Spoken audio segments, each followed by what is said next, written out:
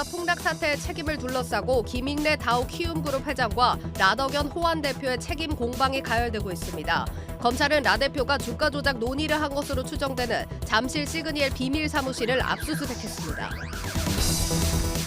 제롬 파월 미국 연준 의장이 올해 안에 기준금리 인하는 없다고 선을 그었지만 시장은 사실상 금리 인상 사이클이 끝난 것으로 보고 있습니다. 미국의 시장 전문가 89%는 연준이 9월 금리 인하에 나설 것으로 전망했습니다. 카카오가 영업이익이 절반 이상 줄어든 충격적인 1분기 실적을 내놨습니다. 카카오는 수익성 개선을 위해 포털 사이트 다음을 별도로 분리하는 등 경쟁력이 떨어지는 사업들을 정리하겠다고 밝혔습니다. 기아가 첫 대형 전기 SUV EV9 사전 계약에 들어가면서 본격 출시가 눈앞으로 다가왔습니다. 기아가 EV9 출시를 통해 지난 1분기 기록한 사상 최대 실적을 다시 한번 경신할 것이라 분석이 나오고 있습니다.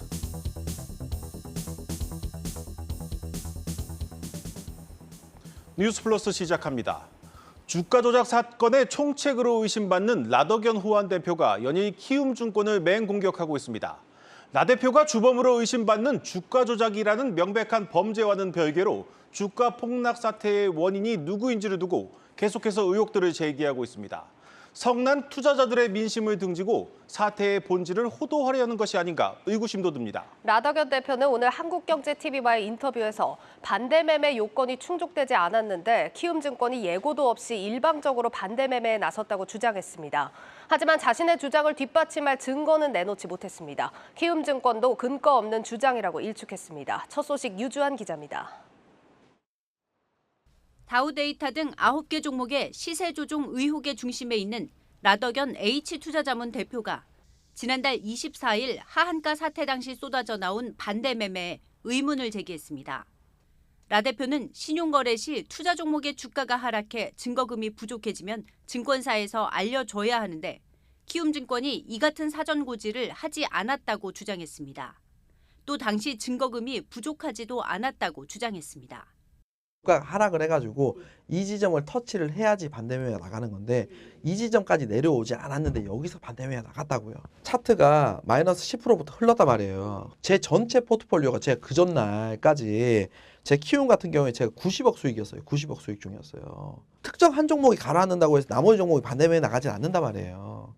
그러니까 제가 9개 종목을 다 들고 있는데 한 종목이 10% 빠지면은 전체 포트폴리오에서 1% 손실이에요. 만약에 균등하게 가지고 있다고 가정을 했을 때. 그러면 왜 이게 이렇게 빠졌는데 그래봤자 포트폴리오 수익률이 뭐 한 5% 10% 빠졌는데 왜 이게 반대매매가 전체가 나갔냐는 거죠.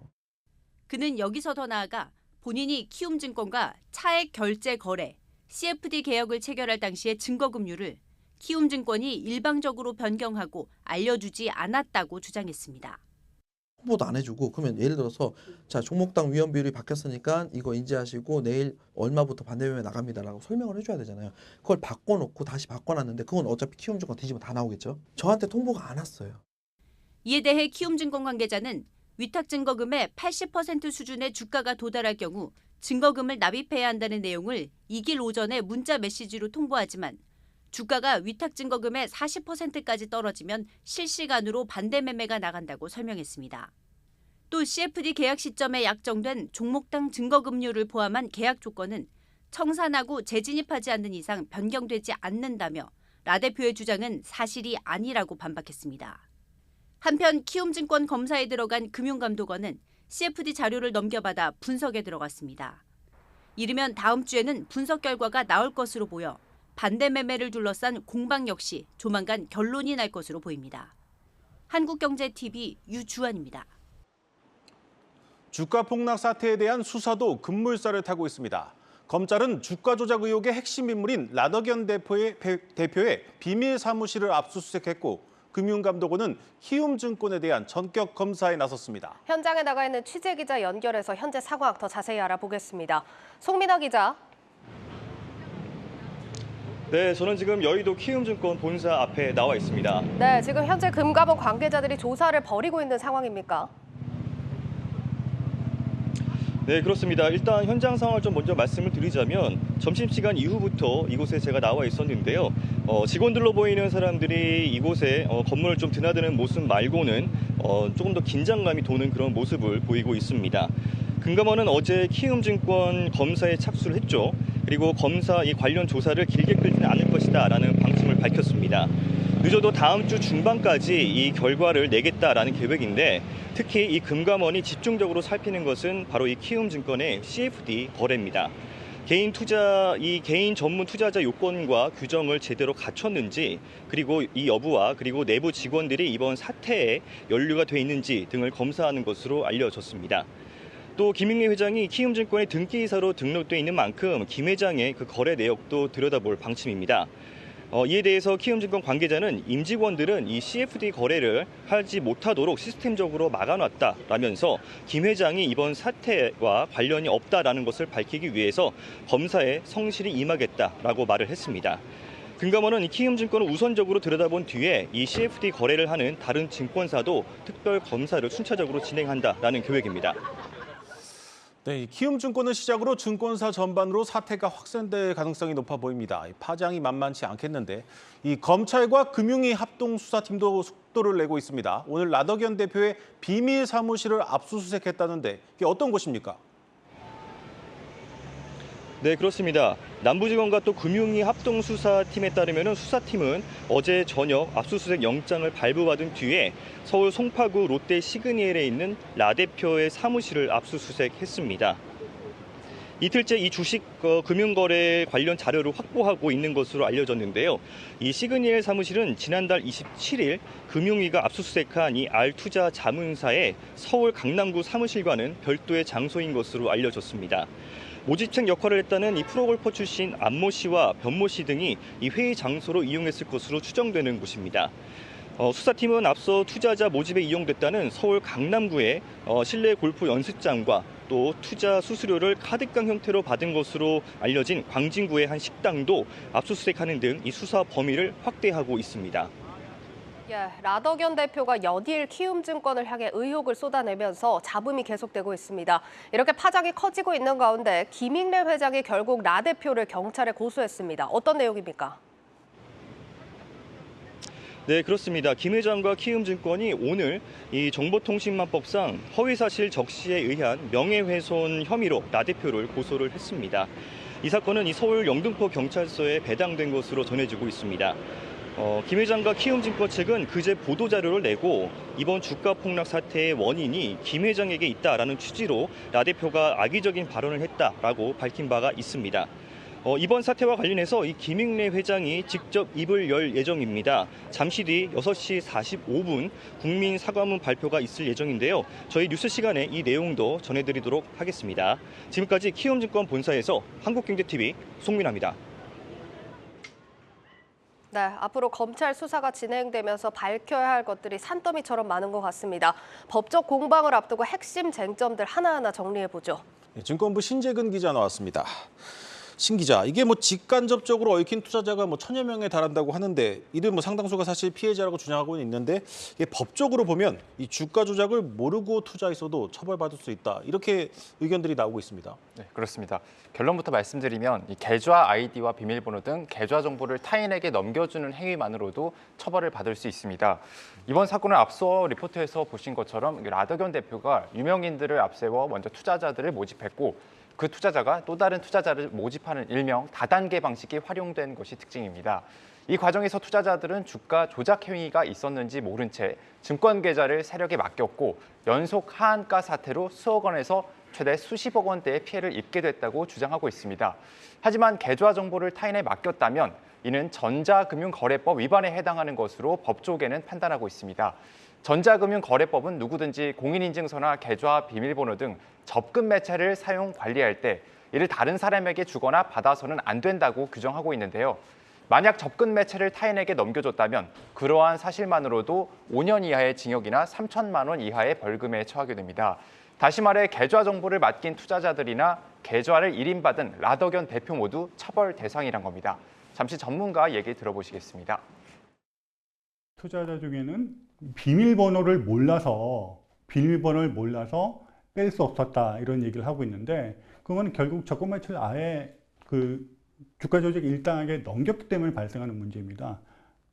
그런 부분들은 이제 피해자라고 하지만 전자금융거래법 위반은 피해갈 수는 없을 것 같습니다. 전자금융거래법 위반 행위가 확정이 되면 이들이 라 대표에게 피해보상 청구를 하게 되더라도 법적으로 피해액을 돌려받을 길이 없을 것으로 법조계는 보고 있습니다. 네. 지금 작전 세력에 참여하지 않고 CFD 거래를 통해서 주식 투자를 했다가 큰 피해를 본 사람들도 있을 겁니다. 증권사의 손실액을 갚을 능력이 없을 경우에 이게 지금 법원에 파산이나 회생 신청은 가능한 겁니까? 전문가들은 계좌 정보를 타인에 넘겨줬거나 범행에 가담한 경우가 아니라면 이 법원에 파산이나 회생 신청을 할 수 있을 것으로 보고 있습니다. 회생은 소득과 상환 의지가 없는 채무자가 신청을 하게 되고 파산은 도저히 빚을 갚을 수 없는 사람들이 신청을 하는데요. 이번 반대 매매로 입은 손해액이 최대 수십억 원에 달하는 사람들은 개인 파산 절차를 밟을 가능성이 큽니다. 손해액이 워낙 커서 재산을 처분하더라도 남는 빚이 더 많기 때문입니다. 하지만 파산 선고를 하더라도 법원이 빚을 탕감해줄 가능성은 낮다는 분석이 나오는데요. 면책 불허가 사유는 채무자가 과도한 낭비, 도박, 그 밖의 사행 행위로 현저히 재산을 감소시키거나 과도한 채무를 부담한 사실이 있을 때를 말을 하는데요. CFD 반대 매매로 인한 피해 금액이 방대하기 때문입니다. 네. 지금 이게 결국 범죄로 인정되려면 주가 조작 행위가 실제 있었는지도 검찰이 수사를 통해서 입증을 해야 하지 않겠습니까? 어떤 부분들이 충족이 돼야 하는 겁니까? 네, 먼저 통정 매매와 시세 조종은 매수자와 매도자가 서로 정보를 교환한 정황이 있을 때를 말을 하는데요. 예. 일단 이거를 확인을 해야 합니다. 세력의 소통 창구로 스마트폰을 통한 텔레그램이 지금 지목이 되고 있는데 이는 IP 추적이나 포렌식 작업을 통해 밝혀져야 할 부분입니다. 그러나 법조계는 과거 판례를 미뤄봤을 때 통정 매매나 시세 조종임을 입증하기가 굉장히 까다롭다고 보고 있습니다. 주가 상승이 기관이나 일반 투자자의 매수세를 통해서 이루어졌을 수 있기 때문입니다. 더욱이 이번 사건은 3년이 넘는 기간 동안 장기간에 걸쳐 주가 조작이 있었던 것으로 추정이 되고 있고 직간접적으로 얽힌 인원만 1000여 명에 달하는 등 입증하는 데 오랜 시간이 걸릴 것이란 예상이 나옵니다. 주가 조작은 자본시장법에 의해 처벌받게 되는데 최대 무기징역까지 가능합니다. 하지만 실제 대법원 양형 기준을 보면 10년 내외 징역 정도에 불과한 게 현실입니다. 네, 이 라더견 대표와 김익래 키움 회장 간의 공방도 좀 살펴볼 부분입니다. 이 라 대표는 김 회장의 지분 매각과 공매도가 주가 하락을 유발했다 이렇게 주장하고 있는데 키움은 아니라는 입장이지만 하지만 이 단순 지분 매각의 경우 도덕성이나 책임 문제를 거론할 수는 있지만 이게 범죄로 보긴 어려운 것 아닙니까? 네, 앞서 김익래 회장은 하한가 사태가 발생하기 딱 정확히 2거래일 전 지분 3.65%를 블록딜을 통해서 매도를 했습니다. 이 김영민 서울가스 회장 역시 하한가 사태 직전 지분 일부를 팔아서 457억 원을 현금화했습니다. 시점만 놓고 봤을 때는 이들이 해당 종목의 주가 조작이 이루어지고 있음을 인지한 것 아니냐는 의혹을 받는 이유입니다. 네. 하지만 법조계는 설령 주가 조작을 인지했다고 하더라도 이것만으로는 처벌 대상이 될 수 없다는 입장입니다. 주식 매도가 회사 내부 정보, 즉 미공개 정보와 상관없이 이루어진 것이기 때문입니다. 미공개 정보 이용은 아직 공시되지 않은 회사 내부 정보를 사전에 인지하고 주식 거래를 한 행위를 해당하는 것이지 주가 조작 인지 여부는 회사 내부 정보와 상관없는 일이란 설명입니다. 잠시 끝으로 전문가 의견 들어보시겠습니다. 자본시장법과 판례에서 의미하는 미공개 정보는 특정 회사에서 생성되고 파생된 미공개 정보를 의미하는 거지 특정 회사 외부에서 무슨 주가 조작 행위가 있거나 이런 부분은 미공개 정보라고 판단할 것 같지는 않습니다. 여기까지 듣겠습니다. 증권부 신재근 기자였습니다. 이번 주가 폭락 사태의 파장이 커지면서 주가 조작에 대한 처벌이 너무 약하다는 지적이 잇따르고 있습니다. 이 처벌이 약하니 큰 돈을 벌 수 있는 주가 조작에 나설 생각을 한다는 겁니다. 예, 다른 금융 선진국들은 주가 조작과 같은 자본시장 범죄에 대해서 어떻게 대응을 하고 있는지 오민지 기자와 함께 짚어보도록 하겠습니다. 네, 오 기자, 지금 다른 나라는 이런 사태에 어떻게 처벌을 하고 있을까요? 아시는 것처럼 미국의 경우는 종신형까지도 처할 수 있는 게 이 주가 조작과 같은 금융 범죄입니다. 유명한 미국의 주가 조작 사태로 지난 2001년 있었던 글로벌 에너지 기업 앨론의 케이스가 있는데요. 희대의 분식회계 사태라고도 불립니다. 당시 앨론의 회장이 분식회계를 통해서 주가 조작을 했고요. 재판에서 징역 24년 4개월형을 받았고 CEO는 24년형을 선고받았습니다. 앨론 회장은 재판 중에 수감을 앞두고 심장마비로 사망을 했습니다. 또 금융위기 당시 최악의 주식 폰지 사기의 주범이었던 버나드 메이도프는 무려 징역 150년형을 선고받았고 결국 지난해 감옥에서 눈을 감았다고 합니다. 심지어 중국의 경우도요, 주가 조작에 대해서 상당히 기업의 존폐가 달릴 정도로 엄정하게 처벌하고 있다고 합니다. 2018년 중국의 종합물류 업체인 베이바다오 그룹의 경우는 주가 조작으로 벌금 55억 위안, 우리 돈으로 했을 때 1조 원이 조금 안 되는 금액을 벌금으로 내야 했습니다. 또 2017년 개인 간 대출을 하는 P2P 업체죠.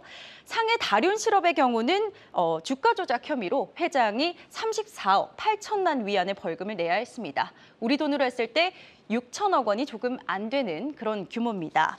특히나 주목하실 부분은요, 이 상해 다륜실업의 회장과 또 주가 조작에 가담을 했던 10명에게는 영구히 중국의 증권 거래를 할 수 없도록 금지시켰다고 합니다. 제가 그동안 이제 주가 조작 사건을 많이 봤는데 실제로 이 교도소에 들어가서 사는 분들은 많이 못 봤습니다. 대부분 뭐 벌금 내고 집행유예 이 정도였는데 우리나라 경우 주가 조작 처벌은 어떻습니까?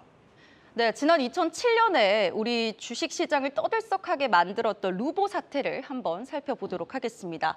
보시는 것처럼 1,000원대 수준이었던 주가가요, 5만 원이 넘는 수준으로 50배나 뛰었습니다. 이때 당시 주가 조작의 주범이었던 김모 씨에게는 징역 3년 6개월에 벌금 10억 원이 부과가 됐고요. 기획자의 경우는 집행유예 5년을 받았습니다. 이 로보 사태의 주범이었던 김모 씨의 경우는 출소 후에 다시 주가 조작 범죄에 연루되어 있다라는 의혹을 받기도 했습니다. 사실 주가 조작을 범죄로 입증해내기가 아주 어렵기는 합니다. 그렇다면 검찰 수사 과정에서 범죄 입증과 관련해서는 좀 차이가 있나요? 네, 말씀하신 것처럼 이번 사태도 그렇고 주가 조작의 경우는 입증이 굉장히 어렵다는 점이 수사의 걸림돌이죠. 프랑스의 경우는요, 주가 조작이나 이런 자금 세탁과 같은 특정 중대 금융 범죄의 경우는 입증 책임을 좀 넘기는, 전환하는 규정을 두고 있습니다. 자금 출처가 불분명한 부패 범죄 등의 특정 사안의 경우는요, 피해자가 직접 스스로 정상적인 금융 거래를 했다라는 것을 입증을 해야 한다라는 건데요. 특히 이 범죄 수익이 또 해외로 은닉되는 경우가 많습니다. 이런 경우를 대비해서 국제적인 공조도 굉장히 중요합니다. 선진국의 사례는 어떤지 살펴보면요. 프랑스나 독일과 같은 유럽 국가들은 초국가적인 금융 범죄에 대응을 해서 실질적인 수사 공조를 실시하고 있다고 합니다. 우리나라의 경우는요, 1991년 국제형사사법공조법을 시행하고는 있으나 실제적으로 국제 공조가 좀 미비하다, 이런 평가를 받고 있습니다. 이렇게 해외 사례와 좀 비교를 해봐도 우리나라는 좀 미미한 처벌이 이루어지고 있다는 점을 확인하실 수 있는데요. 따라서 이번 주가 조작과 같은 금융 범죄에 재발을 부추긴다, 이런 지적이 계속해서 시장에서 나오고 있는 이유입니다. 네, 잘 들었습니다. 이번 작전의 표적이 된 종목들 상당수가 지주회사라는 공통점이 있습니다. 사실 지주사는 주식시장에서 인기가 없는 종목인데 이번 사태로 인해 더 외면을 받지는 않을까 걱정입니다. 자세한 내용은 증권부 정호진 기자와 이야기 나눠보겠습니다. 정 기자, 작전 세력들이 지주사들을 특히 표적으로 삼은 이유가 있을까요? 사실 이 지주회사를 골라서 작업 대상을 물색했다기보다는 고르다 보니까 지주회사였다, 이렇게 볼 수 있겠습니다. 네. 아무래도 이 라 대표가 투자했다고 직접 밝힌 종목들은 총 9개입니다. 이 종목들의 공통점은 대주주의 지분율이 높고 또 유통 주식 물량이 적다는 건데요. 장기간에 걸쳐서 이 주가를 부양하는 전략을 계속해서 진행해 왔다면 사실 이만한 기업이 없는 거죠. 그런데 고르다 보니까 이 지주회사들이 이 조건에 부합했던 겁니다. 그리고 또 한 가지 이유가 있습니다. 아무래도 저평가된 기업을 발굴해서 투자한다, 이런 명분을 챙길 수 있는 기업이기도 한데요. 아무래도 라 대표는 이 점을 강조하면서 계속해서 본인이 가치 투자자다, 이렇게 주장을 해왔습니다. 라더건 대표는 해당 기업들은 이 영업이익 대비로 시가총액이 낮았다, 그러면서 뭐 주가 조작을 한 게 아니라 저평가된 기업을 매수한 것뿐이다, 이렇게 이야기하기도 했습니다. 네, 시청자 여러분들을 위해서 좀 더 구체적으로 좀 설명을 드리죠. 이 지주회사가 어떤 회사길래 이 같은 조건이 딱 맞아 떨어졌다는 겁니까? 이 지주회사에 대해서 간단히 설명드리면 이 주식의 소유를 통해서 다른 국내 회사에 대해서 이렇게 가질 수 있는 이런 기업이라고 볼 수 있습니다. 공정거래법상 주식을 통해서 자회사와 같은 뭐 다른 회사의 사업 이렇게 지배한다고 볼 수 있겠는데 쉽게 말해서 지분을 통해 여러 자회사를 관리하는 컨트롤 타워다, 이렇게 볼 수 있겠습니다. 쉽게 예를 들어서 LG그룹을 말씀드리겠는데요. LG에너지솔루션 직원이 일을 한다 하면 배터리를 만드는 거겠죠. 그것도 LG전자는 냉장고나 이런 가전제품을 만드는 게 일일 텐데 이 LG 지주사 같은 경우에는 회사를 지배하고 관리하는 게 일이다, 이렇게 이해를 하시면 되겠습니다. 아무래도 특별히 영위하는 사업이 없다 보니까 이 지주사 자체의 주된 수익원은 그룹의 상표권이나 뭐 자회사의 배당금, 임대수익 이런 것들이 될 수 있겠는데 아무래도 이는 투자자들의 관심을 받기가 어렵죠. 아무래도 네. 다이나믹하지가 않으니까. 네. 그래서 실제로 지주사와 비지주사의 이 관심도를 한번 찾아봤습니다. 거래량을 각각 상장된 주식수로 나눈 다음에 이걸 연 평균치로 나눈 값인데요.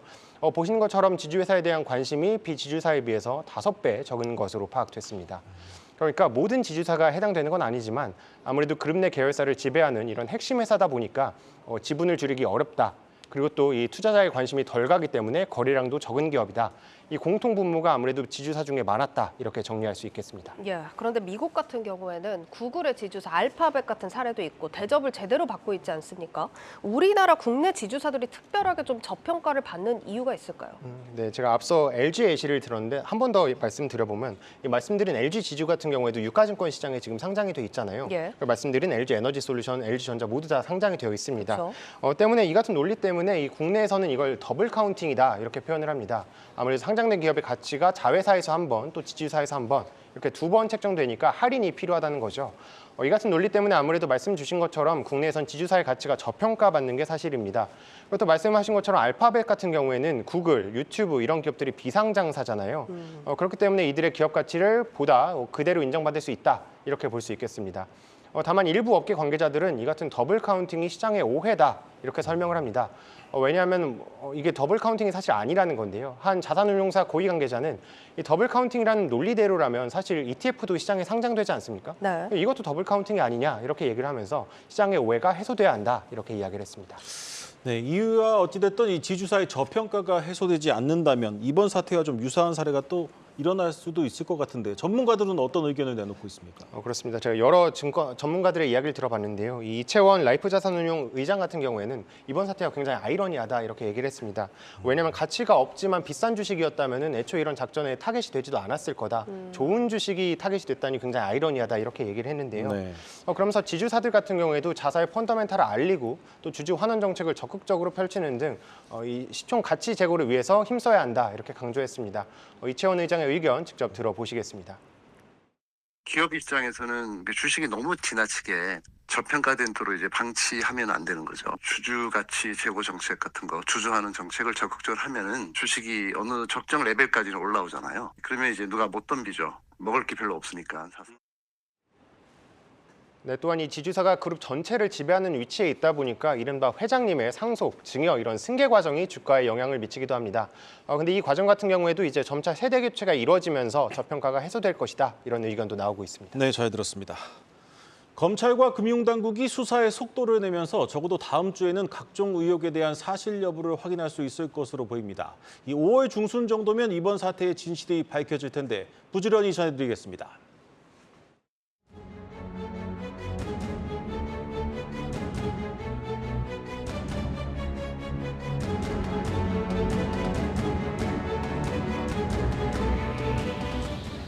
금융산업은 누누이 말씀드렸지만 집중산업으로 분산시키면 그 세력이 저하되고 수익이 떨어지는 겁니다. 어떠한 합의 동의도 없습니다. 끝까지 싸웁시다. 투쟁! 지난 대정부 질문에서 총리에게 질문을 했습니다. 총리 답변이 이거는 법 개정 사항이라고 명확하게 이야기를 했던 겁니다. 그럼에도 불구하고 국토부는 일방적으로 이렇게 고시를 했습니다.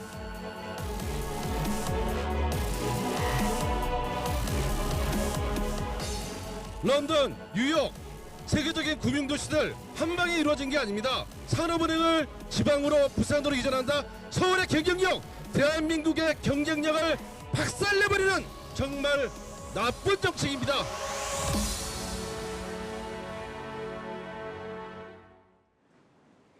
카카오가 영업이익이 절반 이상 줄어든 충격적인 1분기 실적을 내놨습니다. 매출도 5% 성장하는 데 그치면서 외형도 내실도 모두 놓쳤습니다. 박혜린 산업부 기자와 좀 더 자세히 들여다보겠습니다. 이 승승장구하던 카카오가 그야말로 좀 위기를 맞은 것 같은데 1분기 실적이 실제로 얼마나 안 좋은 겁니까? 네, 매출은 전년 동기 대비 5% 증가하는 데 그쳤고 영업이익은 55%나 급감했습니다. 증권가에서 당초 매출은 10.6%가량 늘고 영업이익은 22.7%가량 감소했을 것으로 추정했거든요. 시장에서 이미 1분기 실적 안 좋다 이런 얘기는 예견이 되고 있었는데 뚜껑을 열어보니까 실제로 훨씬 더 안 좋았던 겁니다. 이에 대해 카카오 측은 광고 시장 비수기와 또 경기 침체가 이어졌고 데이터 센터 다중화 작업에 따른 인프라 비용과 인공지능 관련 투자가 확대된 영향이라고 설명했습니다. 네. 시장 상황이 나빴고 투자도 많이 했다는 건데 그래도 실적이 반토막 난 거는 좀 쇼크로 다가올 수밖에 없습니다. 박 기자, 근데 그렇다면 카카오의 이런 해명 일리가 있는 겁니까? 네, 실제로 1분기 영업 비용을 한번 봤더니 데이터 센터 다중화 등에 따른 이 투자를 늘리면서 외주 인프라 비용이 전년 동기 대비 18% 정도 증가하기는 했습니다. 네. 다만 비용은 그렇다 쳐도 매출도 5% 증가한 데 그쳤잖아요. 대표적인 성장주인 카카오로선 매출 증가율이 둔화됐다는 점도 굉장히 뼈아픈 부분입니다. 2019년부터 분기별 카카오의 매출 증가율을 보여드리겠습니다. 보시다시피 적게는 22%, 많게는 58%까지 매출이 증가하다가 지난해 3분기 한번 꺾인 이후 고전하고 있습니다. 국민 성장주라는 이름에 걸맞지 않게 이 성장성과 수익성 두 마리 토끼를 둘 다 잡지 못했다는 평가가 나오는 이유입니다. 네, 오늘 카카오가 대책을 내놨네요. 이 수익성 개선을 위해서 이제 포털 사이트 다음을 별도로 분리하는 걸 검토하겠다. 이런 나름대로 초강수를 뒀습니다. 네, 카카오는 일단 전체적으로 비용을 더욱 효율화하겠다고 밝혔고요. 경쟁력이 낮은 일부 사업은 정리하겠다고 예고했습니다. 또 방금 말씀하셨는데 이 포털 사이트 다음을 이달 15일 사내 독립기업으로 분리하겠다고 조금 전 결정했습니다. 이를 두고 시장에서 장사가 안 되는 사업을 분리 매각하기 위한 포석 아니냐라는 이런 얘기도 나오는데요. 실제로 올 1분기 이 포털 비즈 매출이 전년 대비 27% 감소하기도 했고요. 네. 일단 카카오 측에선 아니다, 오히려 그 반대다라고 선을 그었습니다. CIC로 분리되면 법적으로 법인이 분리되는 건 아니지만 경영 전반을 독립적으로 결정할 수 있게 됩니다. 따라서 지금처럼 다음에 포털 점유율이 급 하락한 상황에 MS와 구글처럼 신속하게 의사결정을 내려 급변하는 검색 시장 환경에 대응하겠다라는 입장입니다. 네. 앞서 카카오가 지난해 커머스 부문을 먼저 CIC로 전환한 바 있습니다. 그래서 이제 실제로 커머스 부문의 1분기 통합 거래액이 전년 동기 대비 4% 증가하기도 했습니다. 다만 경쟁력이 낮은 사업을 정리하겠다는 입장을 표명한 것과 같은 시기에 다음에 분리가 결정된 만큼 매각 가능성은 열려 있다고 시장은 보고 있습니다. 네, 카카오가 속으로 어떤 생각을 하고 있는지는 모르겠습니다. 좀 더 지켜보는 걸로 하고요. 자, 박 기자. 그렇다면 이제 가장 본질적인 의구심이죠. 카카오의 성장성 어떻게 증명해야 합니까? 네, 카카오의 사업 구조를 크게 한번 보면요. 플랫폼 부문과 콘텐츠 부문으로 나눌 수 있습니다. 이 플랫폼 부문에선 AI 관련 분야가 콘텐츠 부문에선 SM과의 시너지가 기대 요인입니다. 일단 이번에 카카오가 실적 악화에 대한 요인 중 하나로 AI에 대한 막대한 투자를 꼽았잖아요. 투자도 많이 했고 지금과 같이 성장성도 수익성도 정체된 상황에 카카오의 자체 초거대 AI 모델인 코GPT 2.0에 대한 기대가 커지고 있는데 이 모델은 하반기에 확인하실 수 있습니다. 당초 상반기를 목표로 카카오가 코GPT 2.0을 공개하겠다고 했었는데 조금 지연된 겁니다. 네. 오늘 컨퍼런스 콜에서 홍은택 카카오 대표는 글로벌 경쟁력이 있냐는 질문에 한국어에 특화됐다는 점에서 경쟁력이 있다라며 이 글로벌 경쟁사들과의 제휴와 또 협력 가능성도 있다고 설명을 했습니다. 또 이미지 생성 모델인 칼론의 이달 내 업데이트를 마치고 공개될 예정입니다. 다만 국내 기업이 만든 AI니까 이 한국어에 특화된 건 당연하잖아요, 사실. 글로벌 기업과의 기술 경쟁력에서 밀린다면 시장의 냉혹한 평가를 받게 될 것이라는 점에서 큰 리스크가 될 수도 있습니다. 제가 한국어를 잘한다고 자랑하는 것과 비슷한 느낌입니다. 네. 이 카카오가 최근에 이제 SM 엔터테인먼트를 인수한 게 가장 큰 빅딜일 텐데 구체적으로 SM과 시너지는 어떻게 예상되고 있습니까? 네, 오늘 컨콜을 통해 카카오가 SM과의 청사진을 일부 공개했습니다. 유통 사업에서는 SM 엔터 소속 아티스트의 음원, 음반 유통을 카카오 엔터테인먼트와 함께 추진하고 이 매니지먼트 사업에서는 SM의 글로벌 네트워크를 바탕으로 글로벌 매니지먼트 시스템을 구축하는 등 글로벌 활동을 적극적으로 강화하겠다고 밝혔습니다. 구체적으로는 SM 엔터가 음원 발행 구조를 구축하고 카카오 엔터 산하 레이블도 SM 엔터 소속 작곡가와 작사가 풀을 활용하는 방식입니다. 또 카카오 엔터테인먼트는 올해 30여 편의 드라마와 영화를 기획, 제작할 예정이라고 밝혔습니다. SM엔터의 실적은 카카오의 올 2분기부터 반영될 예정입니다. 네, 잘 들었습니다. 산업부 박혜린 기자였습니다.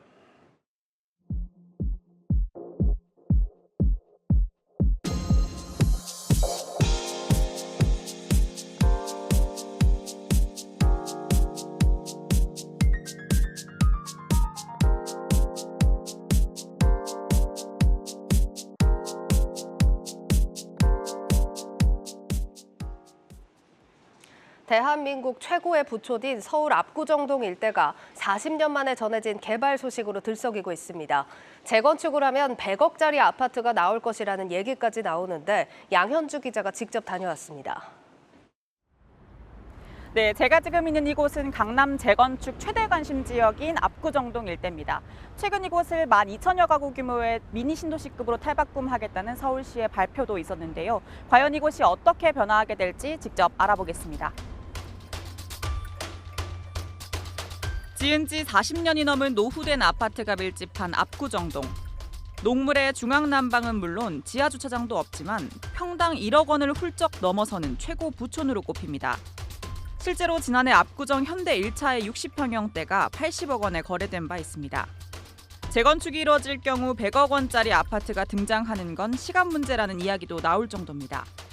하지만 집값 과열의 근원지로 꼽히며 그동안 규제에 계속 눌려오다 최근 들어 분위기가 완전히 달라졌습니다. 서울시가 압구정 2에서 5구역 일대의 재건축 사업 청사진을 발표했기 때문입니다. 용적률을 법정 상한인 300%가량으로 끌어올리고 일부 지역은 최대 500%까지 허용해준다는 게 주요 내용입니다. 특화된 디자인으로 설계하면 층수를 보다 높일 수 있는데 3구역의 경우 최고 70층까지 올리겠다는 계획입니다. 이 계획대로만 진행되면 압구정 일대는 초고층 미니 신도시로 변모할 전망입니다. 다만 재건축 사업의 핵심인 용적률을 끌어올리기 위해선 기부 체납이라는 전제 조건을 해결해야 합니다. 쉽게 말해 새 아파트 단지 인근의 보행교와 덮개공원 등 공공시설 구축을 조합이 부담해야 합니다. 해당 시설들은 지난 3월 오세훈 서울시장이 발표한 그레이트 한강 프로젝트와 연계한 정비 사업의 일환입니다. 많은 시설물들이 한강 주변으로 들어가면서 명실공히 문화와 예술을 한강변에서 여가 시간에 즐길 수 있도록 하는 것이 핵심 컨셉이 되겠습니다. 네, 보시는 것처럼 한강을 사이에 두고 압구정동과 성수동이 마주보고 있습니다. 서울시는 이 지역을 잇는 보행교를 신설하는 데 드는 2,500억 원을 기부 체납 방식으로 확보한다는 계획입니다. 이에 조합 측은 용적률 상향 등 추가 인센티브를 요구하고 나선 상황입니다. 압구정동 주민들의 입장을 직접 들어봤더니 의견이 분분합니다. 시에서 너무 기부 체납을 많이 받아. 조금 감해주면 빨리 진행될 것 같은데 용적률 비율하고 그 기부 체납 비율하고 조정을 하면 되겠지요. 공공보행로가 생기면 이 환경적으로 주민들도 그렇고 서울 시민들에게 더 큰 도움이 될 것 같은 생각입니다. 일각에서는 형평성에 어긋난다며 문제를 제기하고 있습니다. 한강을 낀 강남 지역에 혜택을 몰아주고 있다는 이유에서입니다. 압구정 인근에 위치한 성동구 트리마제. 최고 층수 47층인 이곳의 기부 체납 비율은 32%에 달합니다. 현재 10% 정도로 설정된 압구정에 비해 3배나 높습니다. 성수대교만 건너면 오고 갈 수 있는 가까운 거리인데도 기부 체납 비율이 왜 이렇게 차이가 날까? 서울시에 직접 물어봤더니 원칙에 따라 집행한 만큼 문제가 없다는 입장입니다. 서울시 관계자는 지구 단위 계획 기준으로 대지 면적, 아파트 평형 등에 따라 공공기여 측정 방식이 달라진다고 설명했습니다. 압구정 개발을 둘러싼 크고 작은 이슈가 터져나오지만 정작 시장 분위기는 차분합니다. 가격 상승을 감안해 매물을 다시 걷어들이는 사례는 있지만 매수로까지 이어지진 않고 있습니다.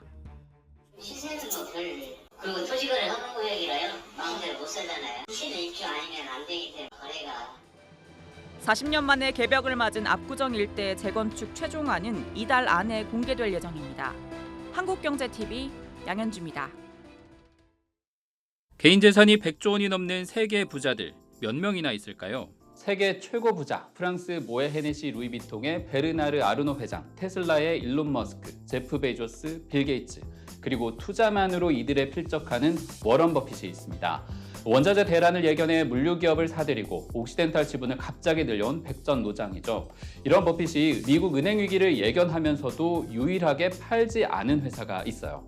오늘 주제인 이 회사, 지금의 비자 카드 탄생의 발판이 됐고 워런 버핏이 욕조에서 목욕하다 투자를 결심해 금융위기 충격을 피한 회사이기도 해요. 우리에게는 생소하지만 미국 뉴욕 주식시장에서 반짝이는 기업들을 들여다보는 바이 아메리카. 오늘은 워런 버핏의 숨겨진 투자의 비밀이 있는 미국 대표은행, 미국 금융사를 담은 기업이자 샌프란시스코 금문교 탄생의 숨은 쥐역, 뱅크 오브 아메리카입니다.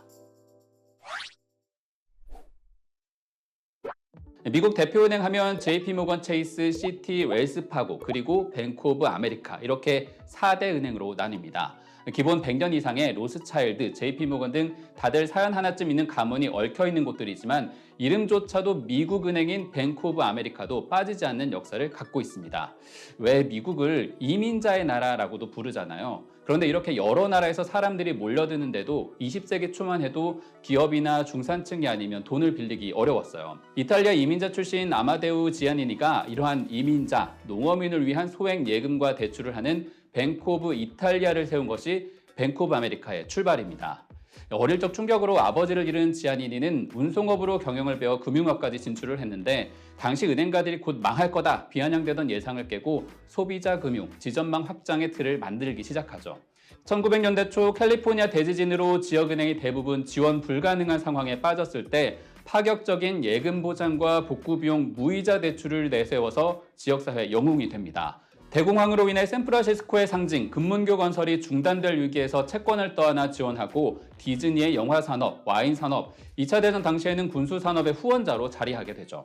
이렇게 벌어들인 돈으로 지역은행을 차례로 흡수하고 전쟁 이후에는 뱅크드 아메리카드라는 이름의 신용카드 사업을 시작하는데 이 사업 부분이 떨어져 나와 세계 은행들이 함께 세운 회사가 지금의 비자입니다. 이렇게 미국 지역, 국가 단위 사업에 관여하며 덩치를 키워가던 뱅크 오브 아메리카였지만 98년 은행 대형화 경쟁에 밀려 샬롯에 기반을 둔 네이션스 뱅크에 흡수되는 변화를 겪기도 합니다.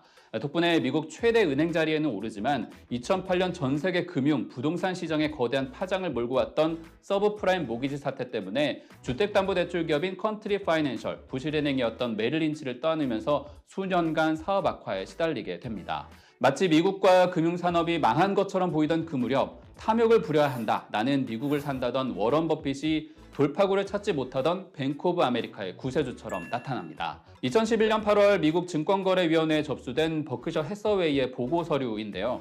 워런 버핏은 당시 부임 2년 차이던 브라이언 모이나힌 최고 경영자에게 미국 은행은 망하지 않을 것이라면서 자신이 투자해 살릴 수 있다고 설득합니다.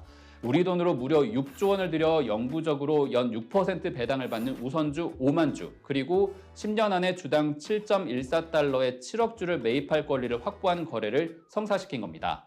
흔히 버핏이 배당을 많이 주는 코카콜라, 쉐브론, 최근에 옥시덴탈까지 이런 기업에 투자하는 것으로 유명하지만 아예 처음부터 10년치 수익을 확정하고 거래한 것이나 마찬가지입니다. 2011년 8월 거래가 일어난 시점에 뱅크 오브 아메리카의 주가인데 야수의 심장이라도 이런 가격에 투자하기 어려울 겁니다. 그해 말에 무려 20%나 더 하락하던 뱅크 오브 아메리카는 마법처럼 2021년 주당 40달러 선을 돌파해 워런 버핏에게 투자 차액만 7배 이상을 안겨주게 됩니다. 그런데 이것만 보면 우린 버핏을 모르는 겁니다. 바로 배당 연 6%를 매년 받고 있다는 사실 말이죠.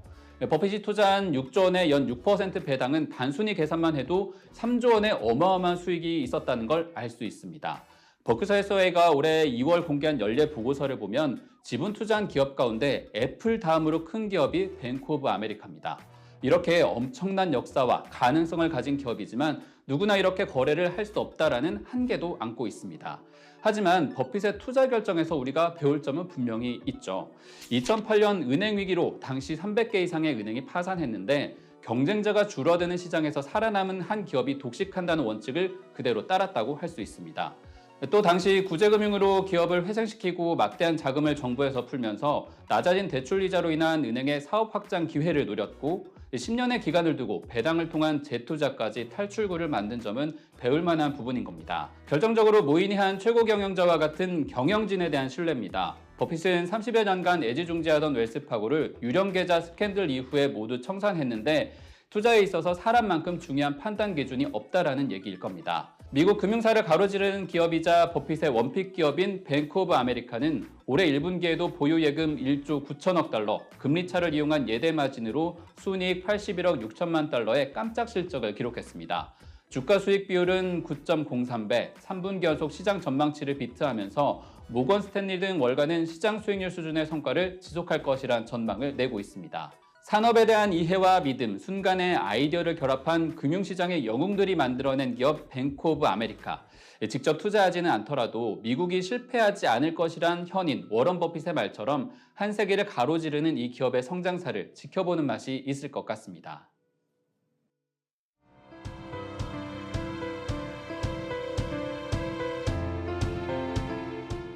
and the semiconductor cycle later in the year, which will have clear benefits for Korea's exports. Carrying into 2024, where we expect growth of 2.4%.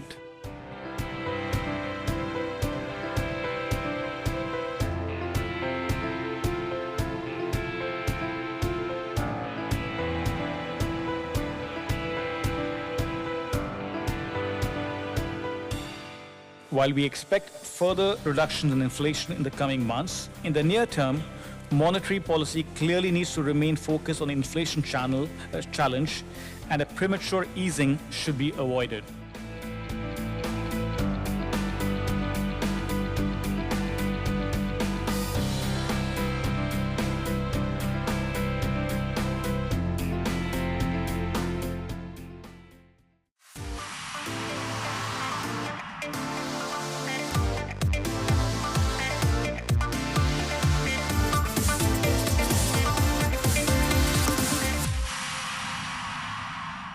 네, 고웨스트 시간입니다. 간밤 뉴욕 증시는 FOMC 결과 발표 이후에 실망 매물이 좀 쏟아지면서 하락 마감 지었습니다. 글로벌 콘텐츠부 박찬희 기자와 뉴욕 증시 이슈 하나하나 짚어보겠습니다. 박 기자, 먼저 뉴욕 증시 마감 흐름부터 좀 볼까요? 네, 간밤 미국 증시를 한마디로 요약하자면 예상대로 금리는 올랐지만 파월 의장의 태도가 예상보다 좀 강경했다라고 정리해 볼 수 있겠습니다. 3대 지수는 이번 FOMC가 마지막 금리 인상이 될 수 있다는 기대감에 장중 강세를 보였지만 제롬 파월 연준 의장이 올해 금리 인하는 없을 것이다라고 밝히면서 장마판 가파르게 흘러내렸습니다. 이번 FOMC에서 연준이 기준금리를 또 올릴 경우 은행 리스크가 다시 부각될 수 있다는 우려가 이 투자 심리를 위축시킨 겁니다. 그렇군요. 일단 지금 제롬 파월 연준 의장과 월가의 치킨 게임이 다시 시작됐다, 뭐 이런 얘기들 많이 들리는 것 같은데 오늘 FOMC가 발표되고 나서 시장에는 실망 매물이 좀 출회가 됐거든요. 결과 어땠습니까? 네, 연준은 이번에도 만장일치로 베이비 스텝 단행을 결정했습니다. 네. 이에 따라 미국의 기준금리는 16년 만에 최고 수준인 5에서 5.25% 사이까지 올랐습니다. 연준의 성명에서는 이번 금리 인상이 마지막이 될 수 있다는 점을 시사하기도 했습니다. 기존에는 추가 금리 인상이 적절할 수 있다는 이런 문구를 사용했었는데 이번에는 다양한 데이터를 고려하겠다 정도로 이 톤을 낮춘 겁니다.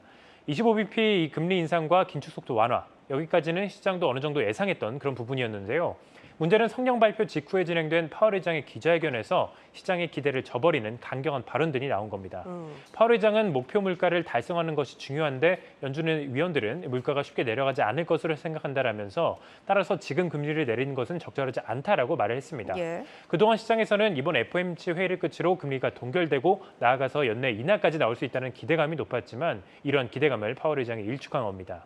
일각에서는 은행 리스크와 경기 침체 우려로 연준이 올해 안에 금리를 내릴 것이다라고 주장을 하지만 연준이 제시한 물가 목표치인 2%를 달성하려면 현재의 높은 금리를 계속해서 유지해야 합니다. 만약 시장 리스크를 해소하기 위해서 어쩔 수 없이 금리를 내린다면 유동성이 풀리더라도 금융시장에 대한 불신이 높아져서 시장으로 자금이 유입될지는 미지수입니다. 예. 앞서서 파월 의장과 월가의 치킨 게임이 다시 시작된 거 아니냐 이런 얘기를 좀 전해드렸는데 파월 의장이 이렇게 강경하게 발언을 했음에도 월가에서는 사실 그렇게 받아들이지는 않는 분위기거든요. 월가에서 이번 FOMC 회의 어떻게 좀 평가를 하고 있을까요? 네, 말씀해 주신 것처럼 이 월가는 파월 의장의 매파적인 발언보다는 오히려 연준이 내놓은 통화정책 성명서의 문구가 좀 변화된 것에 좀 더 포커스를 두고 있습니다. 지난 3월 성명서에 포함됐던 이 위원회는 2% 목표를 달성하기 위해 많든 적든 추가 금리 인상이 적절하다 적절할 수 있다라는 예상한다. 이렇게 문구가 삭제되고 추가 조치가 적절할 수 있다라는 이런 표현으로 완화된 건데요. 네. FC, MBC는 선물 트레이더들은 연준이 기준금리를 연내 75bp 인하할 것으로 전망하고 있다라고 전하기도 했습니다. 월가에서 채권왕으로 불리는 제프리 건들락 더블라인 캐피털 CEO는 CNBC와의 인터뷰에서 연준의 금리 인상 사이클이 종료됐다라면서 미국의 경기 침체를 의식한 연준이 금리를 연내 최대 75bp까지 내릴 수 있다라고 답했습니다. 실제로 긴축 종료 기대감이 금융시장에 반영되는 그런 모습도 나왔습니다. FOMC 결과 발표 직후 증시는 실망 매물이 출회되면서 약세를 보였지만 긴축 종료 기대감에 미국 2년물 국채금리는 0.16%포인트 내렸고 10년물 국채금리는 0.09%포인트 하락하기도 했습니다. 이 밖에 달러 인덱스가 0.7% 하락하면서 달러와 약세 움직임이 나왔고 비트코인 등 가상화폐는 그 반등하는 모습을 보였습니다. 알겠습니다. 자, FOMC 내용은 여기까지 좀 정리를 해보도록 하고요. 한 가지 더 볼 부분이 지금 지역은행 관련해서 하락세가 좀 계속해서 이어진다는 점이거든요. 흐름 어떻습니까? 네, 간밤 연준의 10연속 금리 인상 결정에 충격을 받은 이 지역은행들은 또 계속해서 충격을 받는 모습이었습니다. 성명이 공개되기 전까지는 예상했던 결과에 장중 강세를 보였었는데요. 하지만 파월 의장의 기자회견 이후 급락하더니 시간의 거래에서는 급락을 넘어서 폭락세를 보였습니다. 앞서 파산한 퍼스트 리퍼블릭 은행의 다음 차자로 거론되고 있는 패그웨스트 뱅코프는 정규장에서 2% 하락했지만 시간의 거래에서 무려 52% 폭락했습니다. 이 밖에 웨스턴 얼라이언스 뱅코프와 메트로폴리탄 뱅크가 20% 안팎 급락했고 자이언스 뱅코프와 코메리카도 시간의 거래에서 10% 가까이 내렸는데요. 가장 낙폭이 컸던 패그웨스트 뱅코프는 계속되는 금리 이탈과 주가 급락세를 견디지 못하고 회사 매각을 추진 중이라는 소식에 특히 매도세가 또 강한 모습이었습니다. 예, 잠시 좀 내용 중에 좀 소식 좀 전해드리도록 하겠습니다. 현재 김익래 다우 키움그룹 회장이 대국민 사과 기자회견을 시작했습니다. 잠시 좀 보고 오시죠. 잠시 후 저희 회장님께서 사과 말씀을 올리겠는데요. 먼저 양해 말씀을 구할 것은 늦은 시간에 오셔서 좀 질의응답도 저희가 해드리고 싶은데 아시다시피 현재 금융감독원의 조사가 진행 중인 입장이라서 저희가 밝히는 입장이 또 그곳에 방해될 수도 있어서 저희가 질의응답을 받지 못함을 양해해 주시고요. 대신 저나 저희 홍보 부서에 질의해 주시면 저희가 오늘 내일 다 나와서 제한된 법이겠지만 성심성의껏 답변을 올리도록 하겠습니다. 네.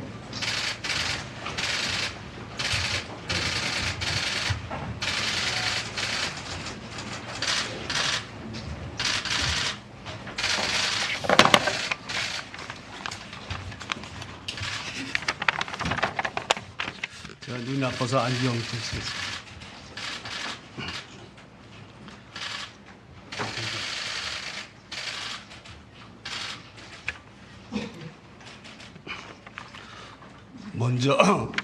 먼저 높은 도덕적 책임이 요구되는 기업인으로서 한 그룹의 회장으로서 사회적 물의를 일으킨 점 머리 숙여 사과드립니다.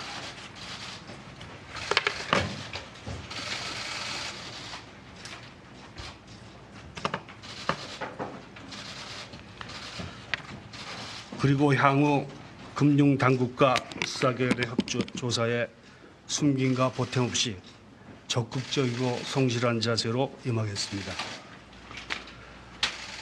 저는 회장과 키움증권 이사의 회장직을 사퇴하고 다우데이터 주식 매각 대금을 사회에 환원하고자 합니다. 최근 저희 주식 매각에 대하여 제기된 악의적인 주장에 대하여 객관적인 자료로 소명하고자 하였으나 논란은 여전히 계속되고 있습니다. 지금과 같은 상황은 주집님과 이해관계자를 포함한 모든 국민 여러분께 부담이 되는 일이라 생각합니다.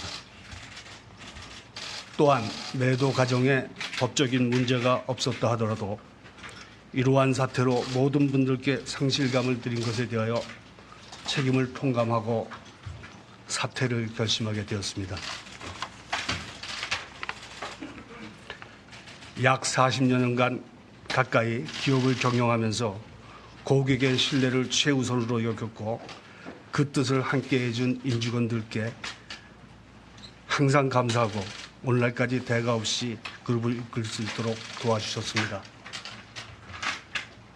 이제 저는 물론하지만 다우 키움그룹이 고객을 소중하게 생각하는 마음은 변치 않을 것이며 앞으로 국민 여러분께 더욱 신뢰받는 기업이 되도록 응원하겠습니다. 다시 한번 사회적 물의를 일으킨 것에 대하여 어리숙여 사과드립니다.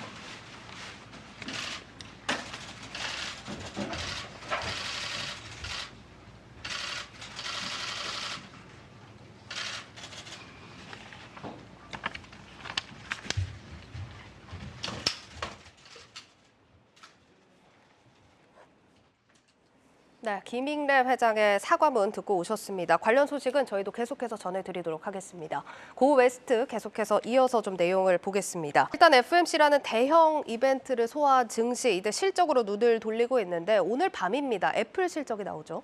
맞습니다. 지금 3대지 선물을 보면 보합권에서 움직이고 있는데요. 아무래도 FOMC 결과를 소화하면서 다음 실적으로 이제 주목을 하고 있는 것 같습니다. 현지 시간 4일 이제 애플이 1분기 실적을 발표합니다. 우리 시간으로는 내일 오전 6시인데요. 올해 1분기 매출 전망치는 929억 달러로 전년 대비 5%가량 줄어들 것으로 전망이 되고 있고 주당 순이익 역시 6% 감소할 것으로 예상이 되고 있습니다. 알겠습니다. 월가에서는 애플 실적에 대해서 좀 어떻게 분석을 할까요? 좀 엇갈린 전망이 나오고 있는데요. 먼저 비관론자들의 의견을 좀 들어보겠습니다. 글로벌 수요 둔화로 2분기 아이폰과 맥북 매출에 타결이 있을 것으로 전망이 되고 있습니다. 반면 낙관론자들은 1분기 아이폰 평균 판매 가격 상승했고 그리고 또 이어서 미국과 유럽에 이어서 중국에서도 시장 점유율 상승을 보였다고 말을 하고 있습니다. JP모건은 애플이 어려운 시장 환경으로 실적 타격이 예상되지만 주가 하락은 제한적일 것이다라고 내다봤는데요. 애플의 재무 건전성이 워낙 튼튼하기 때문에 경기 침체나 실적 부진에도 주가가 방어적으로 반응한다고 설명을 했습니다. 한편 시장은 애플의 자사주 매입 규모에도 주목을 하고 있습니다. 매입 규모가 많을수록 부진한 1분기 실적을 커버할 수 있다는 분석인데요. 자사주 매입은 유통 주식수를 줄이기 때문에 통상적으로 주가 안정제 역할로 인식이 되고 있습니다. 월가에서는 애플이 작년 1분기 실적 발표 때 900억 달러, 우리 돈 120조 원 규모의 자사주 매입을 발표한 바 있기 때문에 올해도 비슷한 규모가 될 것으로 예상하고 있습니다. 네, 고 웨스트 여기까지 듣겠습니다. 박찬희 기자였습니다. 오늘 뉴스플러스가 준비한 소식도 여기까지입니다. 여러분 고맙습니다.